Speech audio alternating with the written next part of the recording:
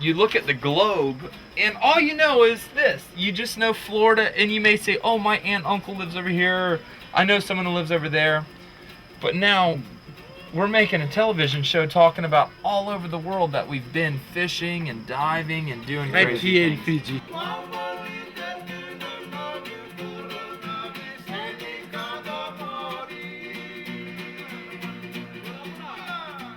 Right now we're on our way around Tebuni to a place called Boma Falls. It's a beautiful, beautiful waterfall. There's a series of 3 of them. We're gonna go to the lowest one, which is the biggest and most beautiful. This is one of the real special things I wanted to bring everybody and show you. This is Boma Falls, this is the lower falls. Absolutely gorgeous here. In the movie Return to the Blue Lagoon, this is where they shot it all. So I'm gonna go jump off that cave into that waterfall right now. You guys stick around.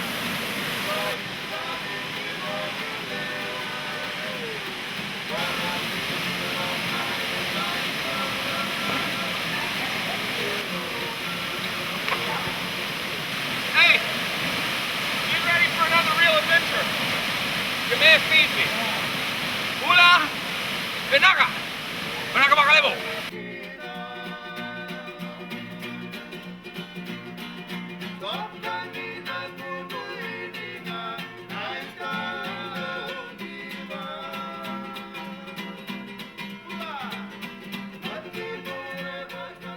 The people in Fiji are a people all together unique.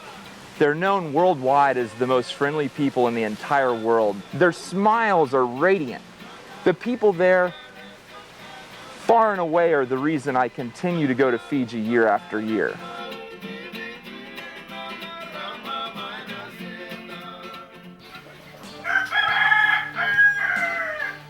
Please, someone give me my gun. This chicken has crowed about 4,000 times since 3 a.m. We're right here on the edge of this jungle in Gamea, and some teenage rooster at 3 a.m. decides he's going to start the rally. The crowing rally, that is. So, you just grin and bear it. But it's part of what makes this unique is, you know, you get back home and you hear a rooster crow, and it instantly brings you back. So with or without the roosters, I love Gamea, I love Lolly, and I'm looking forward to going out there fishing again today. Welcome to Lolly Bay, Gamea, Fiji.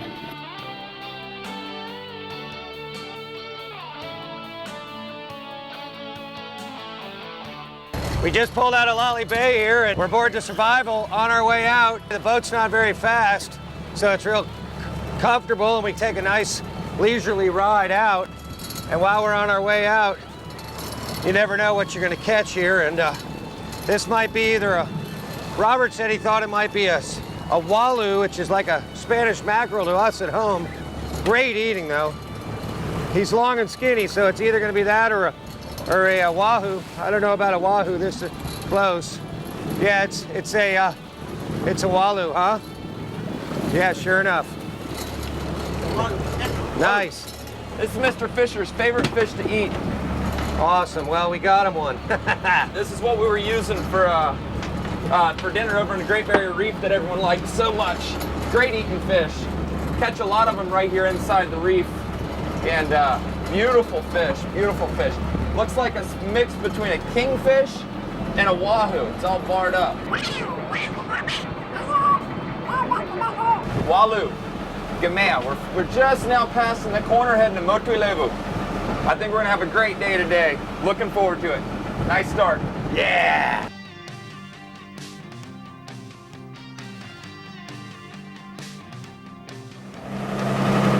I'm sitting here in the back of the boat. Last night I'd cut a bunch of strips and salted them and put them in the freezer to get them nice and stiff. And I got a nice selection of strips here. This is a lure that I highly recommend. This is a star lure, Reef Jet. It's got a beautiful powder-coated head, and in the light it totally changes colors. Got a lot of sparkle and a lot of flash. I rig it with a 9.0 Mustad galvanized hook that I sharpen real well with a stiff rig, and this is how I rig a strip. Take one of your strips, come up top, make a hole, undo your little clip,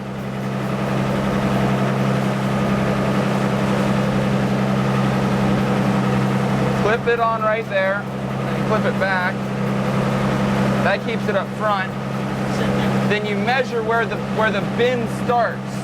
The bend of the hook is right there, it starts. So you come in, start the point right in the middle of the strip, and bend this down so it slides over. And your strip will sit flat, just like that. That's how you want it to sit. It won't spin, it'll swim true. Put it up inside the lure like this. And hang on. Make sure your skirt's fitted nice around it. Hang on, buddy. That is the dogtooth and wahoo killer.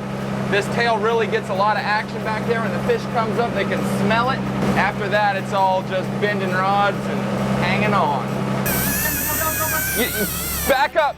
Wait, back we up, gotta back get up, that back up. downrigger. This is a stud here, man. It feels actually like a wahoo. He's really shaking his mouth big time, but I've got about 15 pounds of drag on him. Okay, steady right here. Got the fish away from the reef a little bit here. The only thing we have is a lot of sharks here. So with the sharks, you got to really fight these fish as hard as you can, otherwise they get eaten. And we want to do the eating, not the sharks. It actually feels like a dog tooth now. Okay, slow ahead. There he is, nice fish. Right. Get him right in the boat. That's up, look out, Bubba. Let me get him by the gills. Good. Got him, take the gaff out. Gaff's out. Dogtooth tuna. Motu levu. Fishing in Fiji, Gamea, with good old baby fisher here. Just like in the movie.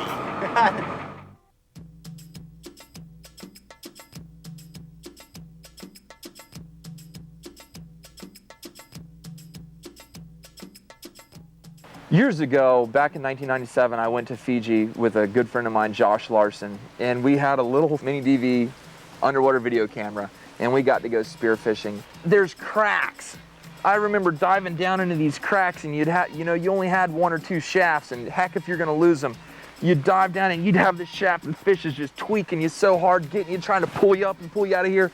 Next thing you know, you'd have sharks coming in and grabbing your fish. It was such a growing experience for me to get to go to Fiji and see all these amazing things. If we had a GPS, I believe it's the bottom number would be 00000 all the way across. It's the, right here it's the prime meridian, 180 degrees. So it would be 180, 00000, which would be, 180 degrees. And it's the start of today and yesterday. Right here on Y2K was a massive celebration because this was the first place to see the sunrise for the new year. And it's really cool to be here. It's just one of the other things that Fiji has to offer. That's cool to see. International dateline. You don't see it every day. It's a little confusing. Is it today? Is it tomorrow? Is it yesterday? A lot of times when I've been fishing, I've had good friends of mine show up and I say, okay, let's go fishing today. And, then they go out and there's no bites, we're not catching any fish. And I say, if you were just here yesterday. So what happens in Fiji is you just step over here and you go, okay, well now that we're in yesterday, we should catch them again.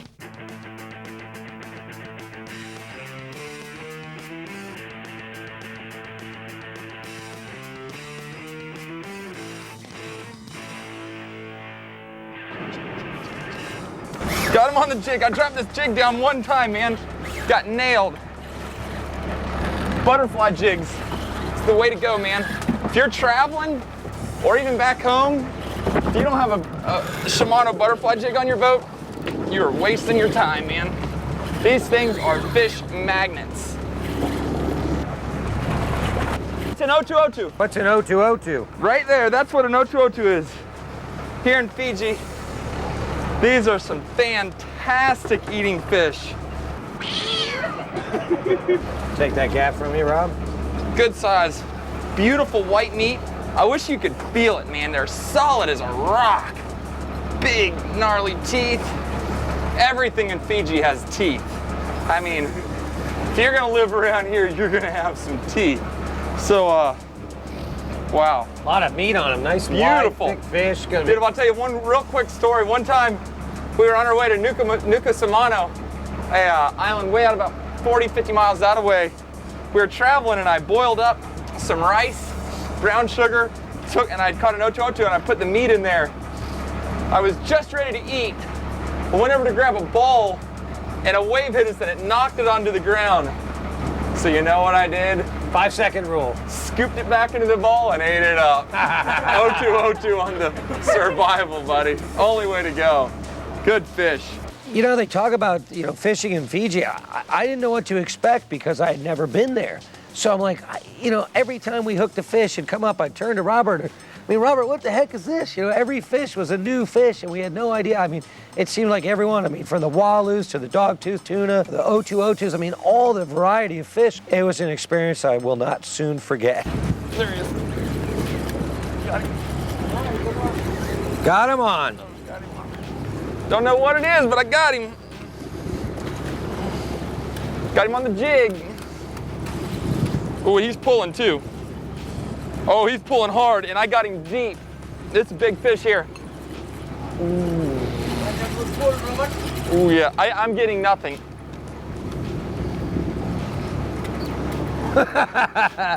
You got it on the button? Oh, this is a big one here. Yeah, is it gonna be as big as my last one?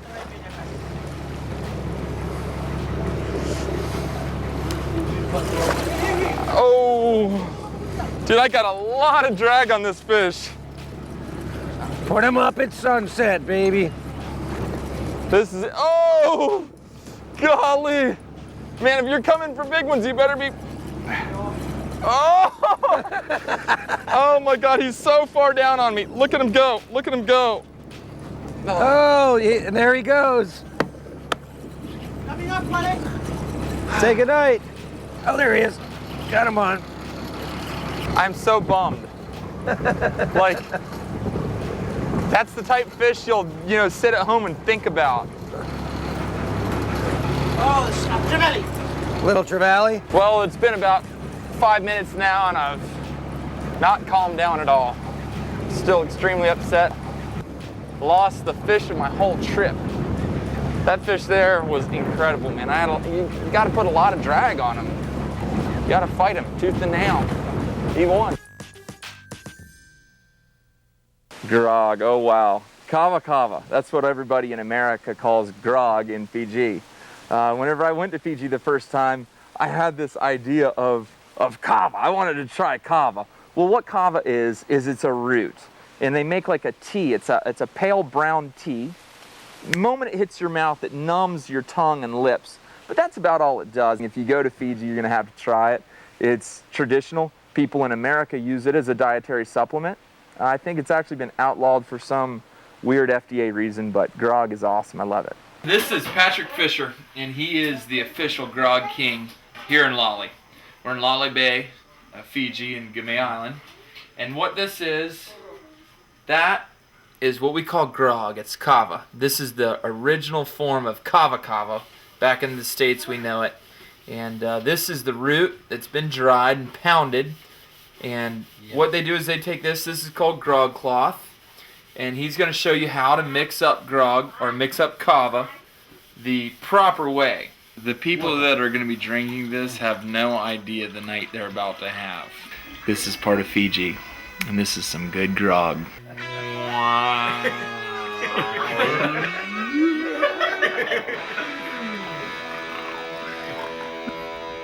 Too much grog.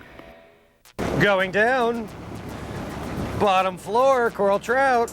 Wherever you find the coral trout, the bait, everything lives together here. There are just certain areas on this reef that really hold fish. This is one of the coolest things in the world because you never know what you're going to catch or how big it's going to be.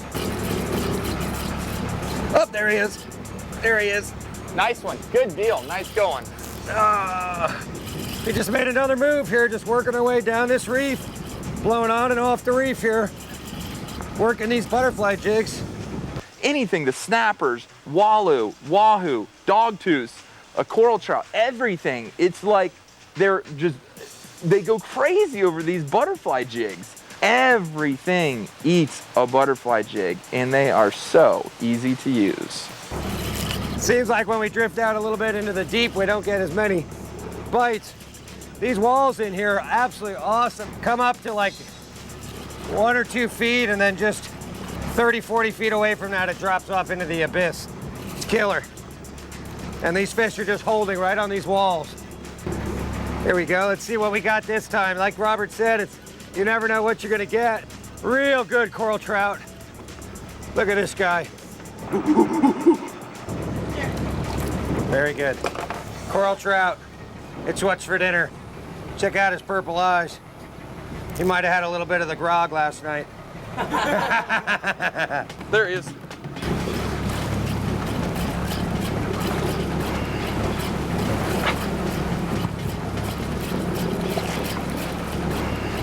It's a snapper. Oh, sure enough. They call these damu. Damu. This fish here, all they eat is the flesh. They do not eat, they don't boil it. All you do is fillet this fish. This is one of the only fish here in Fiji that they don't eat the carcass, the head, everything. Why is that? Ciguatera, and the ciguatera is in the bones more than in the flesh. Nice red bass, beautiful. Damu means red in Fijian. The fish that Robert just caught, they said that on this reef exclusively are the only place that they actually eat them because that they're not poisonous here. Everywhere else they're poisonous. Well, I asked him, well, how do you know they're poisonous? Do they have a little skull and crossbones on them? Don't eat me? Well, he said, no. He said, Mike, he said, we leave them outside, and when the flies don't go on them, we know they're poison. And I'd have to say that's a pretty good indicator that if the flies don't want it, you better not eat it. I showed up in Fiji apprehensive just after being on the trip because I didn't know what to expect. Robert had been there a bunch of times, had been going there for years, and he told me, he's like, man, it's like gonna be like nothing you've ever experienced. And I gotta say, it was truly like nothing I've ever experienced. The hospitality of the people. I showed up apprehensive, I got ready to leave, just so remorseful that we were leaving. I was hoping we could stay for 2 more weeks. As you leave, it is Fijian custom to sing Isale. Isale is a song. Isa in Fijian means regret. And Isale is saying, we regret to see you go. Don't leave us here so brokenhearted. Where do you go where someone will all get together and sing to you goodbye? Unbelievable sense of honor when you go to Fiji.